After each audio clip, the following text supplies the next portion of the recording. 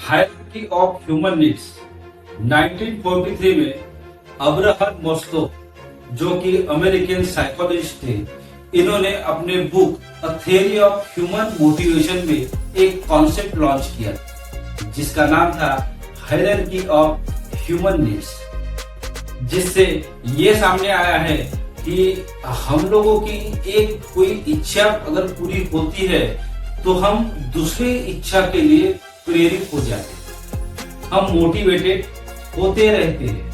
यही लॉजिक अगर फाइनेंस की दुनिया में अप्लाई करेंगे तो थियरी ऑफ फाइनेंशियल नीड्स का कॉन्सेप्ट निकल के बाहर आता है, जो आपके फाइनेंशियल नीड्स को मोटिवेटेड करते रहता है। जब पैसा आता है तो कहीं ना कहीं ये कंफ्यूजन रहता है कि कौन सा फाइनेंशियल प्रोडक्ट खरीदे या कौन सा ना खरीदे या सभी खरीदे। अक्सर लोग ये देखते हैं कि कम समय में ज्यादा रिटर्न कहाँ मिलेगा, इसके ऊपर अपने लोग अपनी पूरी एनर्जी और टाइम इसके ऊपर इन्वेस्ट करते हैं। लेकिन ये चक्कर में लोग अक्सर बाकी की स्टेप्स को स्किप कर देते हैं। हायरार्की ऑफ फाइनेंशियल नीड्स का पिरामिड 5 स्टेप्स में बना हुआ है। Number 1 wealth creation, number 2 wealth management, number 3 wealth protection, number 4 wealth accumulation और नंबर 5 वेल्थ डिस्ट्रीब्यूशन। सबसे पहले बात करेंगे वेल्थ क्रिएशन। वेल्थ क्रिएशन को सिंपल लैंग्वेज में बोलेंगे earning of money. Earning of money का फार्मूला हर आदमी का डिफरेंट हो सकता है। कोई जॉब करके अर्निंग करता होगा, कोई बिजनेस करके अर्निंग करता होगा या फिर कोई पैसों से पैसा कमाता होगा। चलते हैं हमारी दूसरी स्टेप की ओर, जिसका नाम है वेल्थ मैनेजमेंट, जिसको सिंपल लैंग्वेज में बोलेंगे फाइनेंशियल प्लानिंग। ये फाइनेंशियल प्लानिंग हर डिफरेंट आदमी की डिफरेंट रह सकती है और अक्सर हमारी गलती यही पे होती है। यहाँ पे अगर गलत हुआ तो आदमी एक तो उठेगा, नहीं तो फिर पिटेगा, नहीं तो फिर उठेगा। एक फाइनेंशियल एडवाइजर के हेल्प से आप अपना फाइनेंशियल प्लानिंग प्रिपेयर कर सकते हैं। अब हम हमारी तीसरी स्टेप की ओर बढ़ते हैं, वेल्थ प्रोटेक्शन। अभी पैसा कमाना हो गया, मैनेज तो हो गया, इसके बाद में प्रोटेक्ट करने का क्या है। जैसे मानते हैं कि मैंने एक टारगेट बनाने के लिए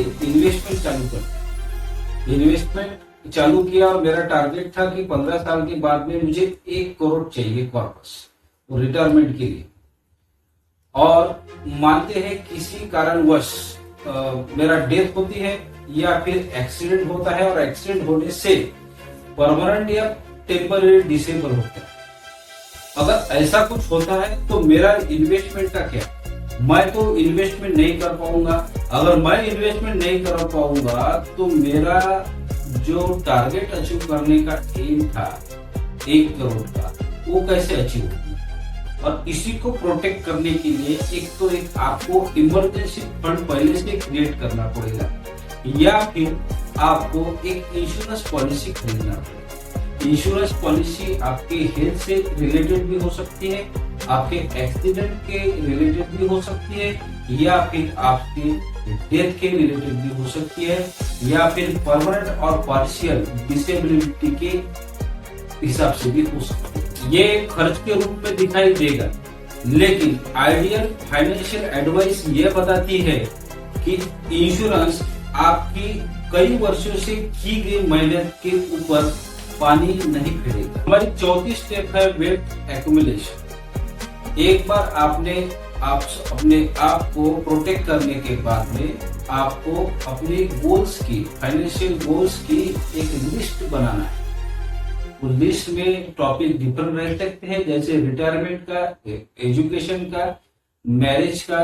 ये सब गोल्स की एक लिस्ट बनाएं और ये लिस्ट के हिसाब से अपने टाइम फ्रेम को, इन्वेस्टमेंट टाइम फ्रेम को सेट करें। हमारी लास्ट स्टेप है वेल्थ डिस्ट्रीब्यूशन। अभी मानते हैं आपने अच्छा प्रोटेक्शन प्लान लिया और आपने अपने वेल्थ क्रिएट करने का अच्छी स्ट्रेटेजी यूज की।